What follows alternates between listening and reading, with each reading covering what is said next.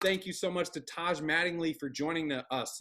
After an accident that injured his dominant hand in the summer of 2016, Taj left his life of working as a graphic designer and illustrator to pursue a new way to tell his stories with artwork.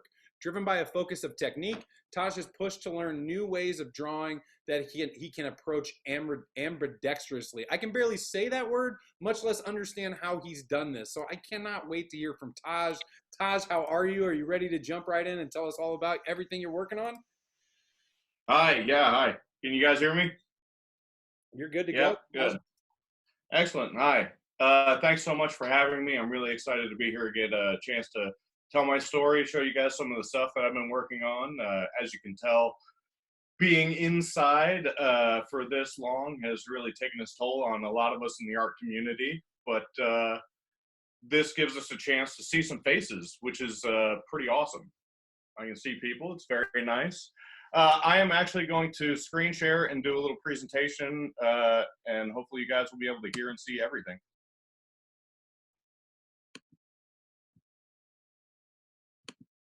Give it a try one more time, Taj. Okay. Should let you click the share screen down there, and I just turned it on for you. There you go.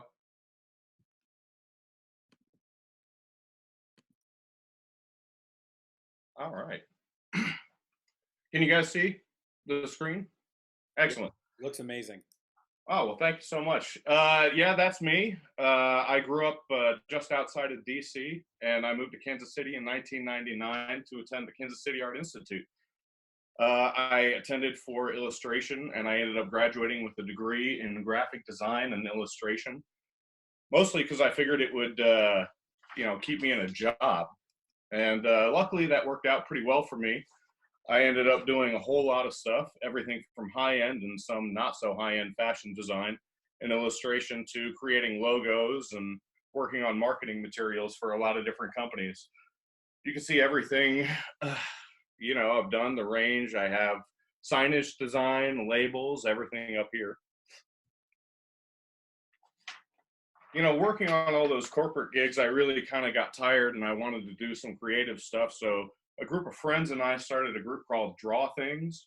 And every month we had a challenge and we got a chance to really kind of stretch our own creativity and work on projects that weren't kind of held down by clients and just self-driven by other artists. Some of these are projects from that and actually a freelance gig that I had that was way too much fun.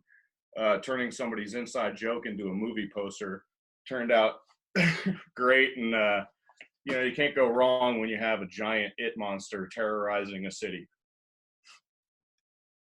In the summer of 2016, that kind of changed. My dominant hand was caught between a rock and a hard place, and neither the rock or the hard place broke. My hand alternatively experienced what the doctors called a brutal break. And the best thing is I had just quit my full-time job to pursue artwork and freelance. I really had to find a new way to tell stories.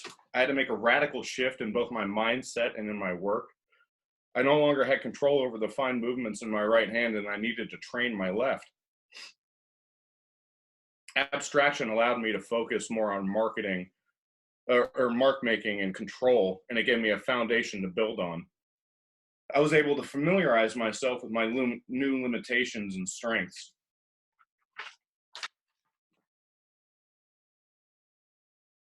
I was able to take this work out to a couple different galleries and really start building relationships in the community. What having shows and doing this type of work for me was really all kind of a stepping stone. I needed to get back to drawing. The large storm tornado was the first of a whole series I did in my studio. Storms had been on my mind.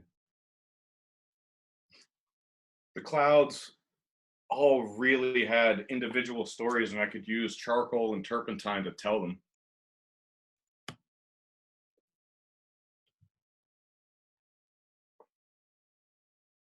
Russia started dropping bombs on Syria, and they were using Hellfire missiles, and the footage was all over in the news, so I really couldn't take my eyes off of it, and I started doing a whole series called Russian Hellfire that was all based on movement and explosions.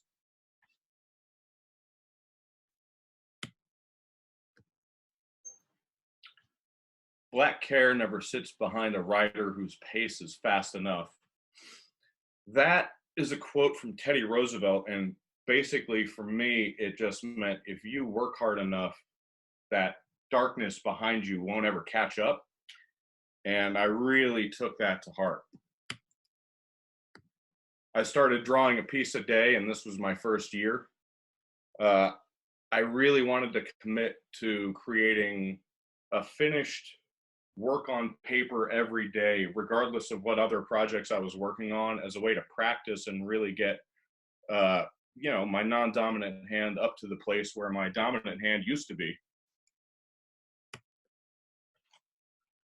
Here are some of the detailed pieces that I've been working on. A lot of these are daily pieces, ink on paper. Any of the color in these works on paper is usually gouache.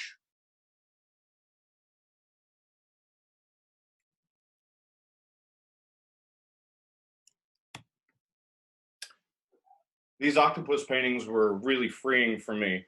I had wanted to get back to large scale work. The two on either side are 6 foot tall. And doing paintings like this allowed me to be very loose and make gestural movements, and mistakes really weren't going to show because, well, it's a tentacle. It goes in all kinds of weird directions. So if I accidentally throw something in one direction instead of another, then it would work out for me. I learned to start embracing mistakes and kind of focusing in on technique. And after a little bit of time, it felt much better to work with my non-dominant hand than, I ever could have imagined.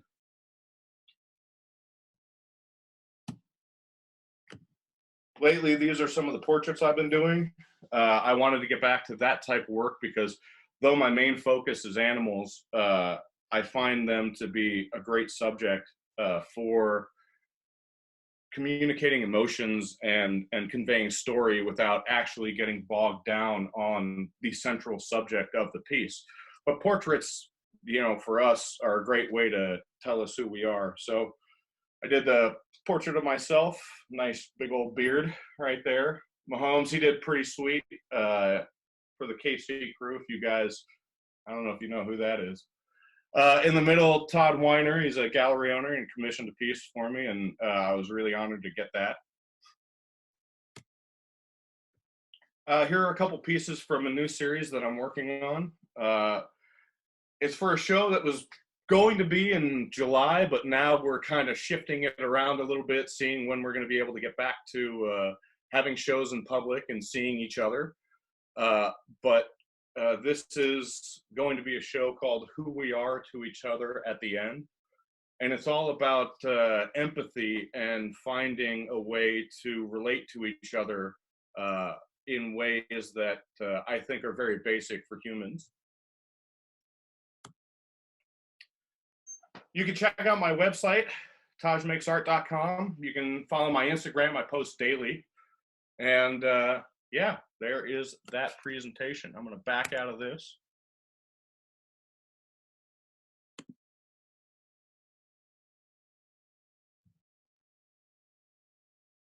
Those are absolutely amazing, Taj. Thank you for sharing that. Do you have any other you're going to share? Because I definitely have a bunch of questions, and I think there were a couple other questions. No, I'm ready to go on questions. If I can get out of this sharing. There we go. Yeah, there you go. So unbelievable. I have a bunch of questions, but if anybody is watching, please chat your questions so that Taj can answer them.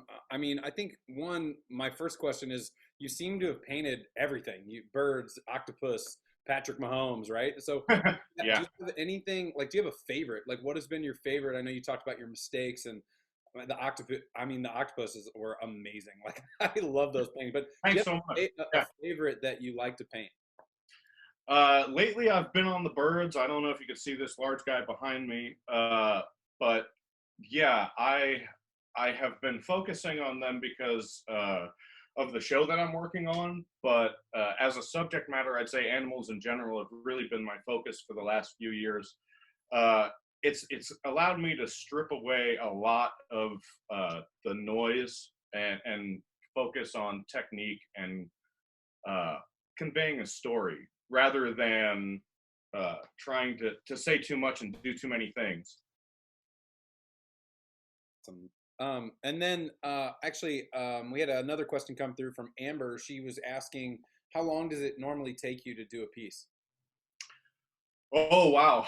It depends. So you can see this large piece behind me. It's a 60 by 60 painting, and that's taken weeks. I do it in layers, and there's a lot of uh, drying time, and you'll lay down texture, move away, work on certain parts, move away. But then again, I have my daily pieces, and those can range. Sometimes I do speed pieces just kind of to get me going around 20 to 25 minutes. But I'd say on average about 40 minutes for a daily ink on paper, and if I'm adding gouache or so, maybe an hour and a half. So awesome. Mariah says, do you work from photos or from imagination for a memory for the animals? It depends. A lot of times I work from photos. I either shoot reference for myself or, search for reference. I also have a dog who runs around and is fantastic reference for me.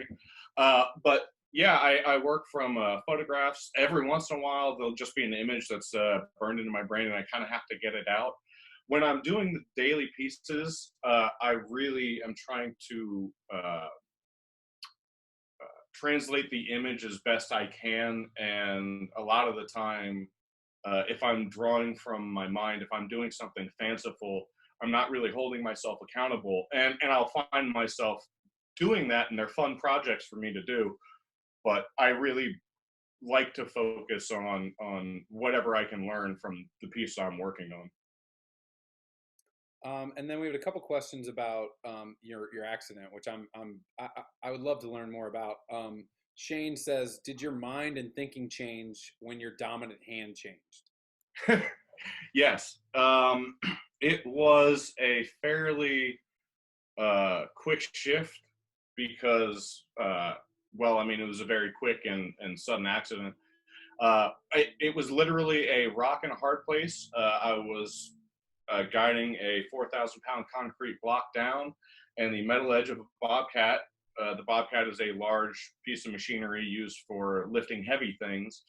The bobcat hit a rock, and the metal edge went right into the concrete block. My hand happened to be in the middle, and so after that, my hand was not so much good with the working. Uh, I really did have to change the way I was thinking about work at the time. And to be fair, I really wasn't uh, concentrating much on my work before the accident. I was kind of trying to, figure out my life and maybe work on some freelance design work. But my own personal work had really taken a back seat.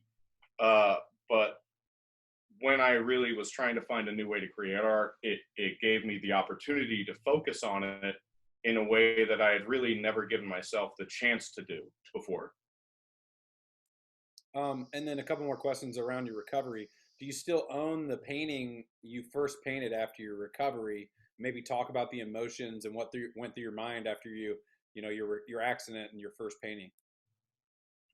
The first painting I did after the accident is in a series called the Fractured series, and they were the large scale abstract pieces that I showed in the presentation.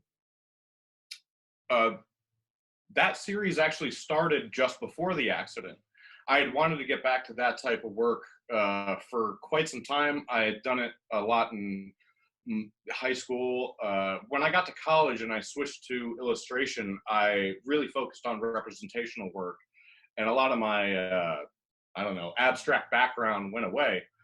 But I was really wanting to do a series for myself. Alan and I have a uh, teacher in common who we both lost, and I really kind of took that to heart. We were all very good friends. He was a great person, and it reminded me I needed to get back to work on things that mattered to me. And so I started working on these paintings. After the accident, it really became a natural step for me to allow the abstracts to be my focus, because, you know, if I make a mistake, not anyone but me is going to know. And the good news about that is you can still learn quite a bit while you're just, you know, making marks and abstract marks on paper. I'm blown away. This is amazing. More questions. We got a lot of questions for you. This is awesome. So, do you think your first more representational pieces, being storms, had anything to do with the accident?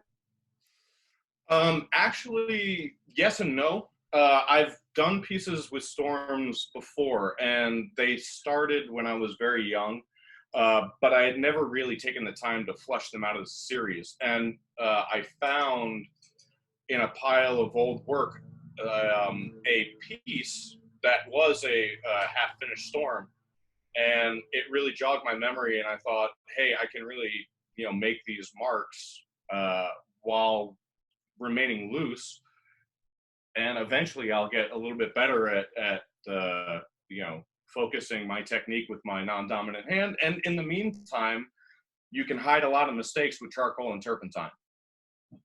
That jumps into the next question. Somebody actually asked, how do you use that combination? How is the combination of Charcoal and turpentine. So turpentine will kind of melt the charcoal, and you can use it to push around the pigment on your surface, and it becomes much more like a paint. that easy? But after it dries, you can then pick up stuff with erasers. You make it sound so easy. Yeah, you just do it, you know? And then what challenges have you faced in making your work during the quarantine, during the time we're going through right now? Well, in making the work, not much. My studio's at home, and I was pretty much social distancing for a while before all of this started. Uh, but I have had more of a problem getting the work out there. A lot of the galleries that I work with have closed down, and a lot of the restaurants and businesses that have my work up and are places for all of us to sell our pieces have also closed down. So, you know, it has become much more difficult to do our business side of the work. But my daily routine when it comes to creating work hasn't changed much. I actually have jumped back to my time as an illustrator, and I started working on a book project for a client because, you know, illustration's always reliable. And where do you see your art progressing over the next few years? Shane Miller asks. I'd really like to be able to get to tell a lot more stories with my work. I have been focusing so much on technique for so long that the content of the work has taken much more of a backseat. With my show coming up, I want to talk about a lot of larger issues, empathy, and understanding, and death, and the way that we all see each other throughout our lives, and the stories that we tell to each other and about each other. So my hope is that with this show, and with some of the techniques that I'm going to be working on over the next few years, I'll be able to tell a lot more of these stories, and really become better at it, because I still feel like I'm very new to the fine art world, having been an illustrator for so long, and not really jumping into that gallery world until very, very late in my career. Well, maybe there's some collaboration in your future, because Amber, our amazing flutist, wants to know: do you do any performance art or collaboration with other artists?